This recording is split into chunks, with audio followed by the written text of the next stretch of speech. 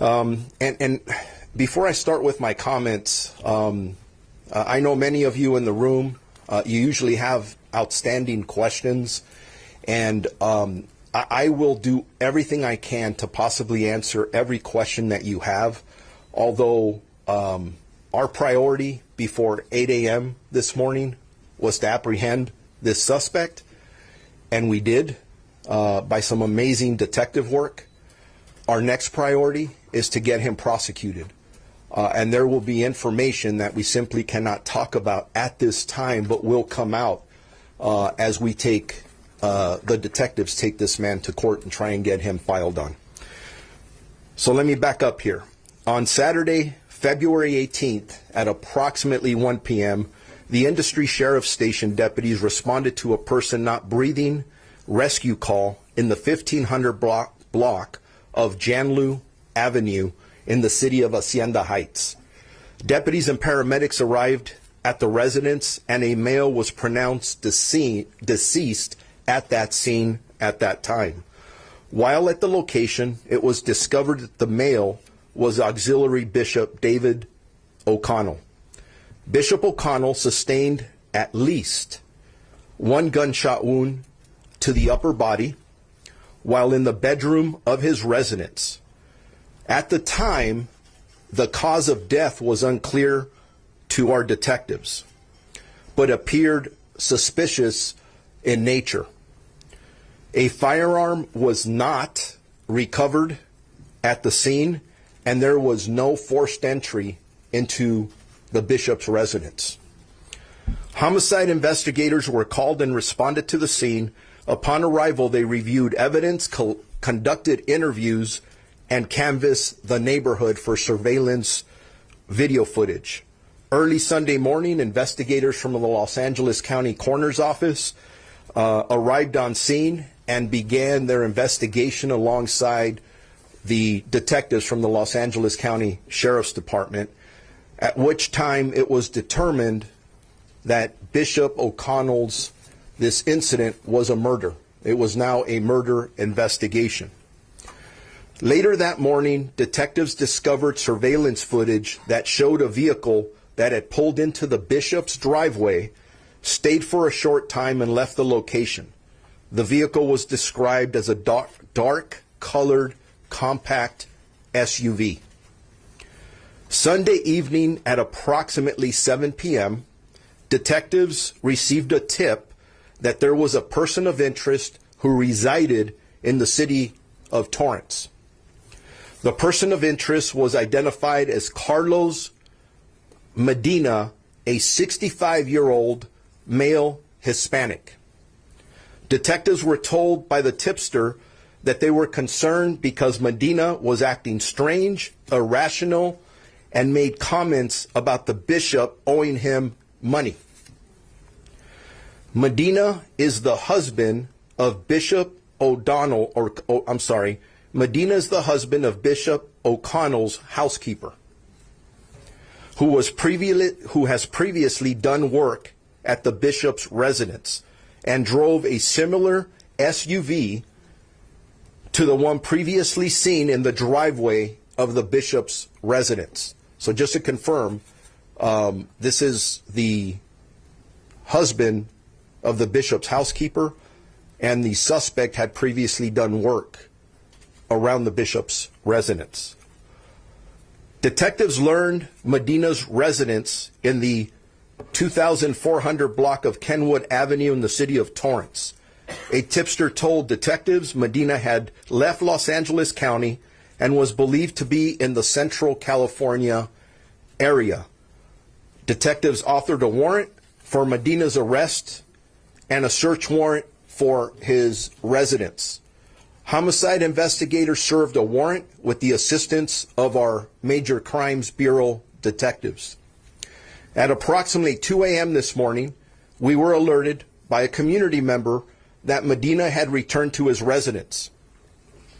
Carson Sheriff Station deputies, along with our Major Crime Bureau detectives, contained the location and conducted call-outs for Medina to surrender, but he refused. He refused to come out of his residence.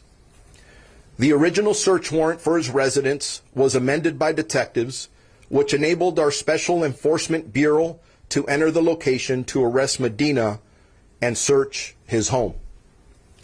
This morning, our Special Enforcement Bureau personnel arrived on scene and took over the tactical operation. Additional callouts were made to Medina to surrender, and at approximately 8:15 this morning, Medina exited his residence and was taken into custody without further incident. As a result of the second search warrant, detectives recovered 2 firearms and other evidence possibly linking Medina to the crime.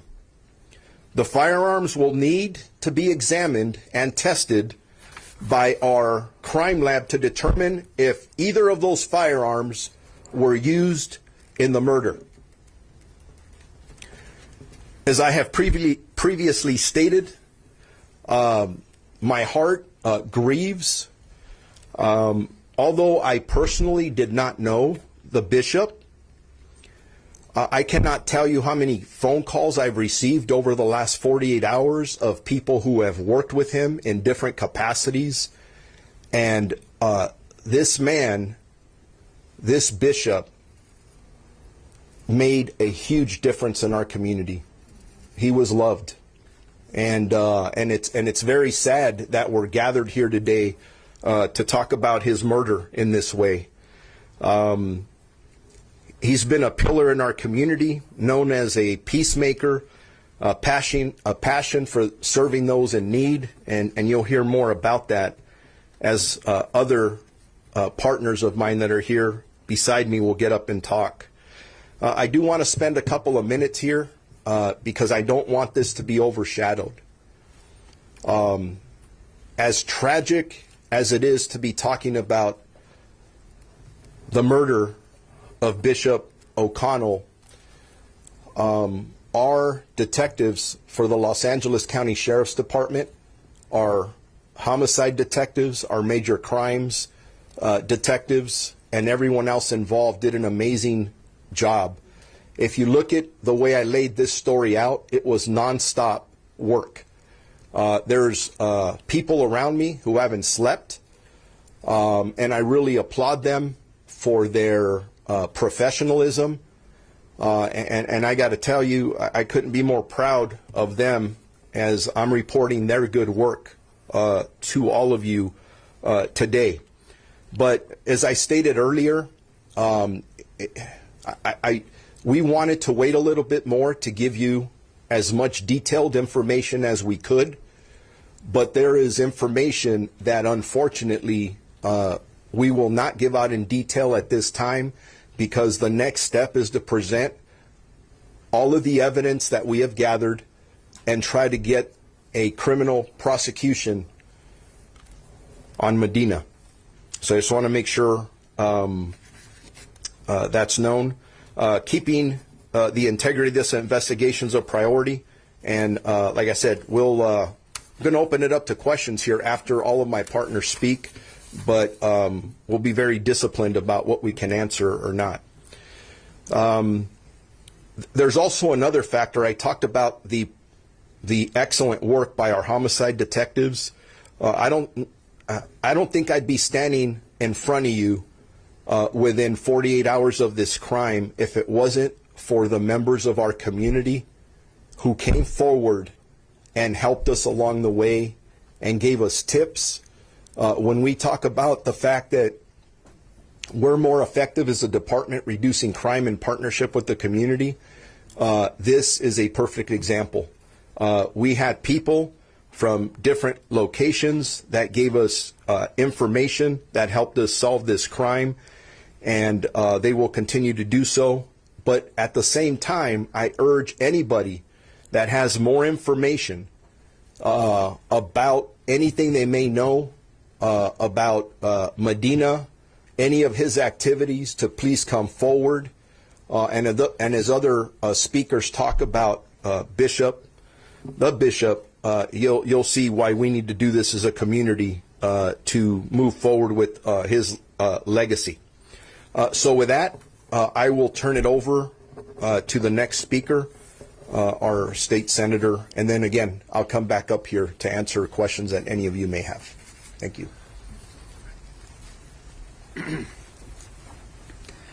Well, good afternoon, ladies and gentlemen. I'm Senator Bob Archuleta, and let me begin by offering my condolences from the governor, my colleagues in Sacramento, everyone in the County of Los Angeles, throughout this state, and in reality, throughout the nation.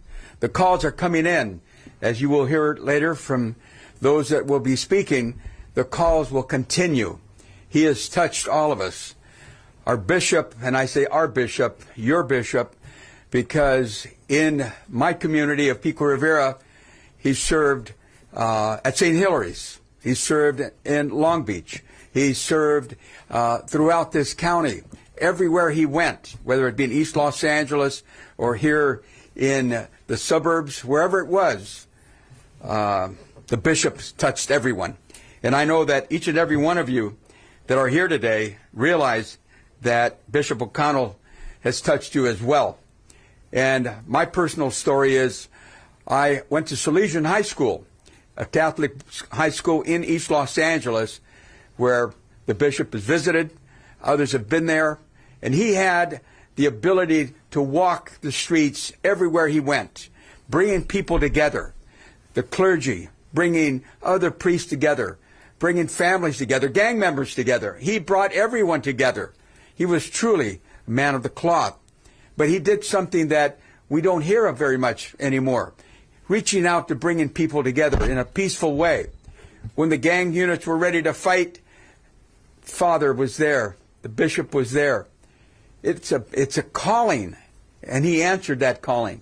So today, all of us have come together, and I personally would like to say thank you to Sheriff Luna, thank you to the homicide unit. I personally served on the Montebello Police Department, and I know what a detective unit can do when they set their mind to it, and they went after it. So those in that unit, God bless you for what you did, nonstop. And as we heard, some of the men and women have not slept at all because they were not going to let this day go by without apprehending that suspect and making sure he brought to justice. So the team here in LA County, the County Sheriff's Department, everyone, the coroner's office, this was a team effort that's brought this together today. So again, I'd like to thank you all for being here, to acknowledge someone who I believe has touched every one of us here throughout the state, the county, and certainly the city of Los Angeles. So once again, Chief Luna, thank you to your team. And ladies and gentlemen, once again, thank you. I'm Senator Bob Archuleta. I appreciate you being here today. Thank you.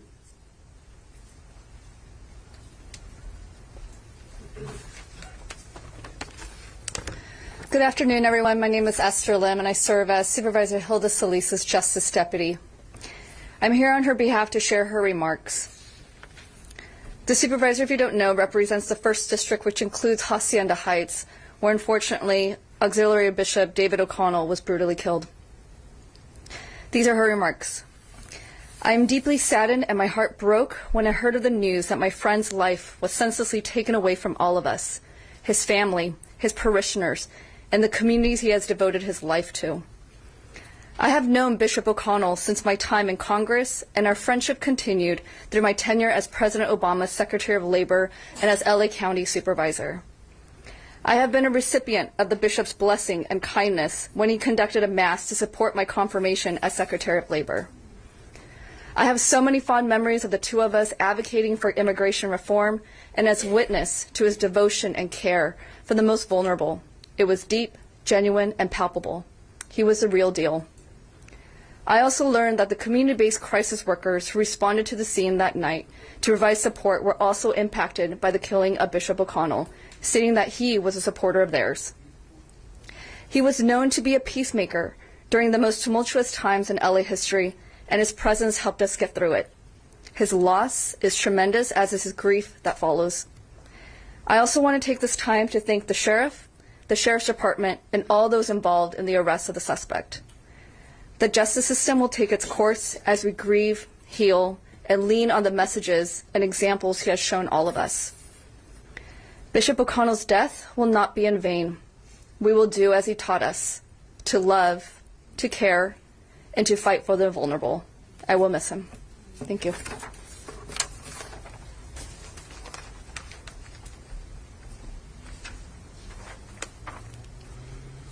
I'm Supervisor Janice Hahn. I'm the chair of the Los Angeles County Board of Supervisors. And the news of Bishop O'Connell's murder still has myself and many people reeling, not just in LA County, but across our nation and even all the way to Ireland, where his family still resides. I want to thank you, Sheriff Luna, our LA Sheriff's Department homicide detectives, for their round-the-clock work on this investigation, and we're grateful that they were able to make the arrest so quickly. Bishop O'Connell was also a longtime friend of mine. I first met him when I was on the City Council of Los Angeles and represented Watts, and he was the pastor at Ascension Catholic Church in South LA. And he and I worked on, as Senator Archuleta said, working with gang members, working with the community. He was known to walk among the people. He reached out to gang members. He reached out to the homeless. He reached out to the transients. He was the help of the helpless and the hope of the hopeless. And he knew that serving God meant serving man, and especially the most vulnerable in our society. He devoted himself to supporting immigrants, not only making sure that they had food and shelter, but even helping immigrant children, unaccompanied minors, get into Catholic schools, and he helped them get into college. His heart was boundless. The Catholics of Los Angeles have lost an incredible leader, Archbishop. We mourn with you, even those of us who are Protestants. We always felt the love of Bishop David. The County of Los Angeles has lost a partner in our work to help those in need. And the world has lost a force for goodness and kindness. It's unthinkable that his life came to an end so tragically. And as the chair of the Los Angeles County Board of Supervisors, I've ordered all of our county flags to be lowered to half staff in Bishop David's honor. Thank you.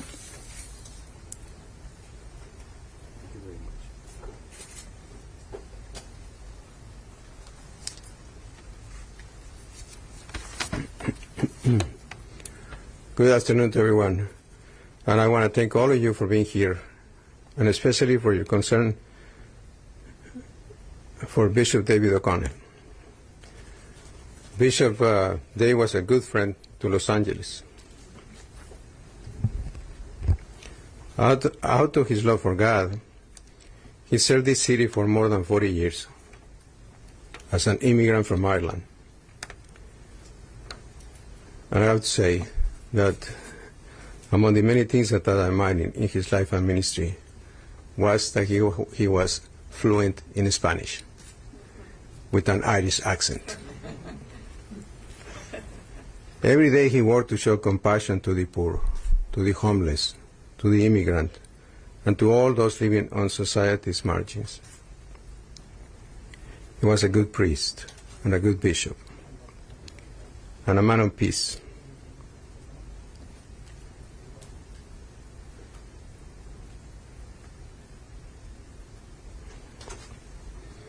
And we are very sad to lose him.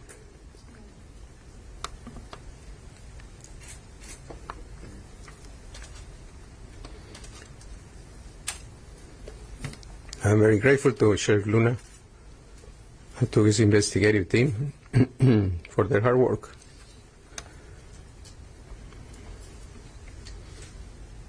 In bringing a suspect into custody. So, on behalf of the entire Catholic community, we want to express our gratitude for the Sheriff's Office, for their professionalism and sensitivity.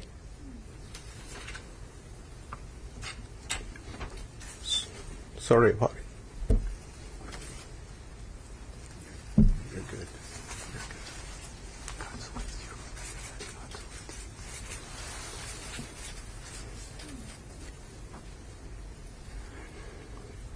you. And what is a sad and painful moment for all of us. Thank you again for your concern and good coverage. And please, let's keep praying for Bishop Dave and his family.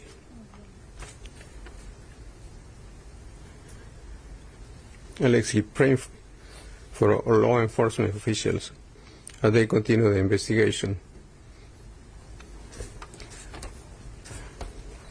And let us pray for our great city. Thank you very much.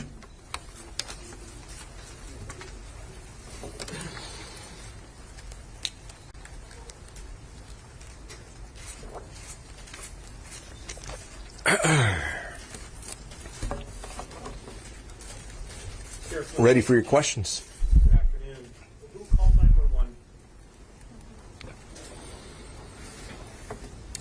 From the information I have, a deacon went to the home to go check on him because he was late for a meeting. And I believe it was the deacon who dialed 911, and we responded. Any idea how long he's been there? The investigation will determine that, to figure out the time of death and those other factors that are very critical to our investigation. And was he? I was told he was in bed. Is that the case? That's correct. Yes, sir. Any indication how long this possible dispute between the suspect and the bishop went on at this time? Any idea? Not at this time, but that's a question that we have as well.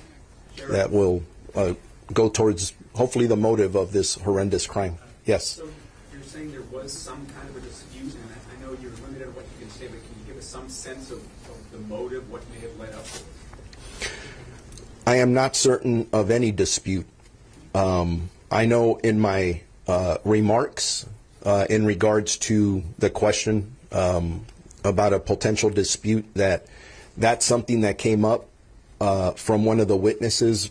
But as all of you know, our investigation continues, which means interviewing multiple witnesses to find out and get a better picture of what happened here. So what can you shed any light on what led to the shooting? Not at this time, but we intend to find out. Sheriff, you indicated that the suspect had done work for the bishop in and around the property. Did he know the bishop personally, or was the only connection, as far as you know, through his wife? Those are things that we're still trying to find out, but based on what I know at this time, the suspect had been at the bishop's house before doing work, so there was some kind of maybe a working relationship, but we're still trying to figure out what that relationship was. Do you believe at this point that it's possibly a dispute over money or non-payment of money? I'm not standing here in front of you telling you it's a dispute over money yet. It's something that we've heard to this point, and that is something that the detectives will go out and validate and see if it's true or not. Has the suspect's wife been able to give you or shed any light about anything related to either motive or actions that he had or interactions with the bishop at all? The detectives are absolutely interviewing her. As far as we know at this time, she's been fully cooperative and assisting the detectives with all the information they have thus far. Did the suspect work at the bishop's house that day, or when was the last time he worked there? I don't have that information in front of me. I don't believe it was that day, but as we look at this and ask questions, we'll figure out at what point was he working there in the past. Why do you know yet that day? She was not working on that day.